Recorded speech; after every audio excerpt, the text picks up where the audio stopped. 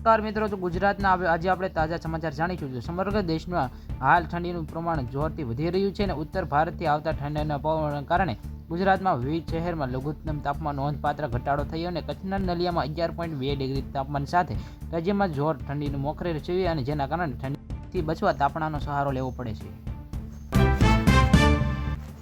શહેરમાં તાપમાન સેલ્સિયસ નલિયામાં 11.2 સેલ્સિયસ, અમદાવાદમાં 15.4 સેલ્સિયસ, વડોદરામાં 11.8 સેલ્સિયસ, ગાંધીનગરમાં 15.3 સેલ્સિયસ, પોરબંદરમાં 12.9 સેલ્સિયસ, રાજકોટમાં 15.3 સેલ્સિયસ, કંડલામાં 13.1 સેલ્સિયસ અને ભુજમાં 14.4 સેલ્સિયસ, ડીસામાં 14.0 અને સુરતમાં 18.9 સેલ્સિયસ.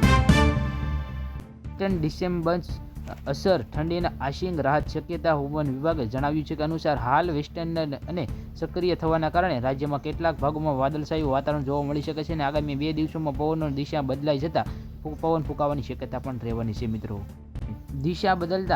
પવનોની દિશા બદલતા ઠંડીના થોડો ઘટાડો થવાની સંભાવના છે અને પૂર્વ ભારતમાં મિત્રો પવનો ફૂંકાશે. લઘુત્તમ તાપમાન 2 થી 3 ડિગ્રી વધારો થશે અને જેના કારણે કડકડતી ઠંડી.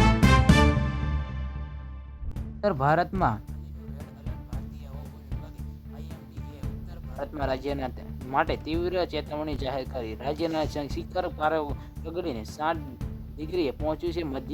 મધ્યપ્રદેશ અને રાજગઢ 7 ડિગ્રી નોંધાયું અને હરિયાણામાં પંજાબમાં પણ શીતલ મિત્રો જોઈએ તો મિત્રો આગાહી કરવામાં આવી છે અને અંબાલાલ પટેલ અને પરેશ ગોસ્વામીની આગાહી મોટા પ્રમાણમાં હતી. તો વિડીયોની ચેનલને લાઈક છે, સબસ્ક્રાઇબ કરો.